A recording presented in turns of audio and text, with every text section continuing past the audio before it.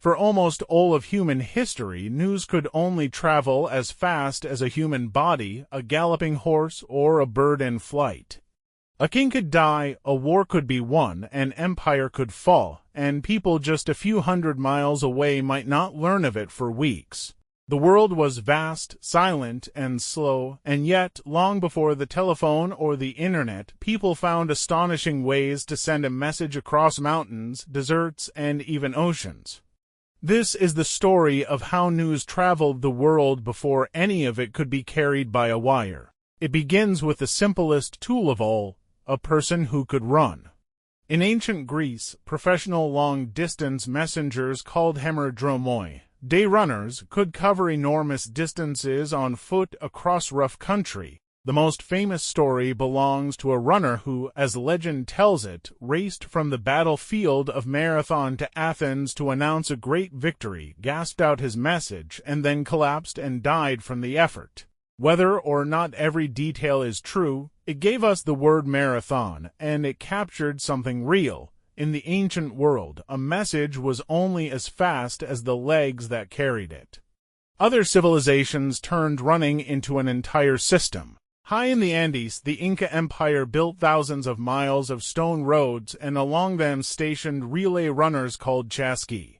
Each runner sprinted only a couple of kilometers to the next small hut where a fresh runner was already waiting, listening for his call. The message, sometimes spoken aloud, sometimes carried as a quipu, a cord of knotted strings that stored information, was handed off and carried on without pause. Running in relay day and night, the chasqui could move news around 240 kilometers in a single day. The Inca had no horses, no riding as we know it, and no wheel, and still they ran an entire empire's nervous system on human legs. The next great leap was to put the messenger on a horse and give him a road. The Persians were among the first to truly master this.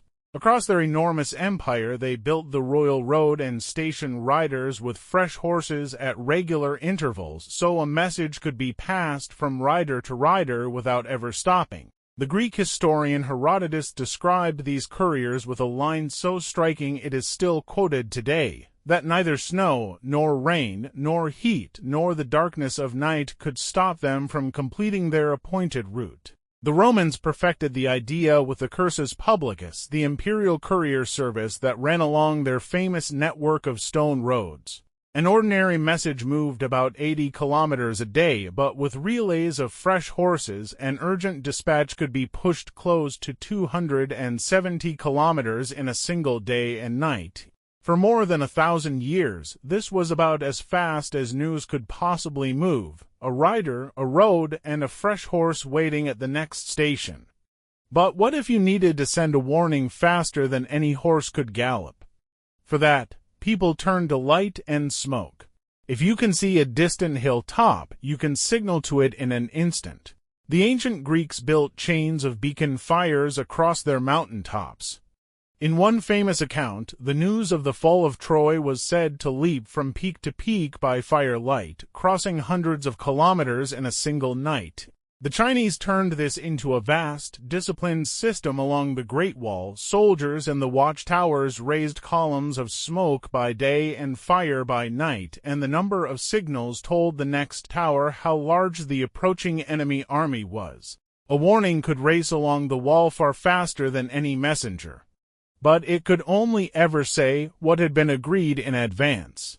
Fire could scream danger, but it could not explain. In other parts of the world, people learned to send detailed messages not with light but with sound. In the forests of West Africa, communities developed what outsiders later called talking drums. Many African languages are tonal, meaning the pitch of a word can change its entire meaning, and skilled drummers could imitate those pitches, effectively speaking through their instruments. A drummer could send a real message, a birth, a death, a warning, a call to gather, to the next village. Who would hear it, understand it, and immediately drum it onward? Carried village to village on the beat of a drum, news could cross great distances in a fraction of the time it would take a runner. Then there was the animal that may have carried more messages through history than any other, the humble pigeon. Homing pigeons have an extraordinary, still not fully understood ability to find their way home from far away. Ancient Egyptians, Romans, and many others used them to carry news, and rulers built networks of pigeon posts across their lands. And the birds stayed useful astonishingly late. In 1850, a man named Paul Julius Reuter, yes, the founder of the Reuters news agency, used a fleet of around 45 carrier pigeons to fly stock prices and headlines across a gap between two telegraph lines between the cities of Aachen and Brussels. His pigeons beat the post train by hours, and that edge and speed helped him build one of the greatest news organizations in the world. A flock of birds, quite literally, helped launch modern journalism. By the end of the 1700s, people finally found a way to send a detailed message faster than a horse without a single wire in sight. In revolutionary France, an inventor named Claude Chappe built the optical telegraph, a chain of tall towers, each topped with a large set of movable wooden arms. By swinging those arms into different shapes, an operator could spell out coded symbols, and a colleague in the next tower, watching through a telescope, would copy the shapes and pass them on tower after tower. In 1791, Chappe sent his first message. Soon, lines of these towers stretched across the whole country. A signal could leap from Paris through 15 towers in just 9 minutes, information moving at an effective speed of hundreds of kilometers an hour at a time when a horse managed about 10. It was, in every sense that matters, an internet built from towers, telescopes, and human eyes.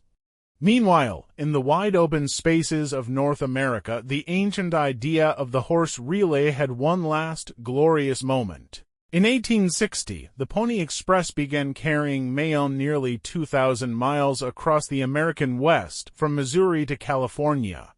Young riders galloped 75 to 100 miles at a stretch, swapping to a fresh horse every 10 or 15 miles at a chain of lonely stations. They cut a journey of more than 3 weeks down to just 10 days. Their fastest run ever, carrying President Lincoln's inaugural address, took 7 days and 17 hours. It was breathtaking, and it was already doomed. Because even as those riders raced across the plains, a thin copper wire was crossing the continent behind them. The electric telegraph could send a message in the time it took to tap it out in code, and when the transcontinental line was completed in October of 1861, the Pony Express shut down within days. The horse simply could not race the electricity. Soon engineers attempted what seemed impossible, laying a telegraph cable across the floor of the Atlantic Ocean. The first attempt in 1858 worked just long enough for Queen Victoria to send a message of greeting to the American president, and then it fell silent. But in 1866, a permanent cable finally connected the continents. For the first time in human history, a message could cross an ocean not in weeks but in minutes, and that changed everything. For thousands of years, news had moved at the speed of a runner's legs, a horse's gallop, a pigeon's wings, or a flash of fire on a distant hill. People lived in a world where faraway events were always old news, and silence could mean anything. Then, almost overnight, the world was wired together, and it has never slowed down since. So, the next time a message reaches the far side of the planet in a single second, remember the runners, the riders, the drummers, and the towers, and the thousands of years of human ingenuity it took just to be heard a little farther away.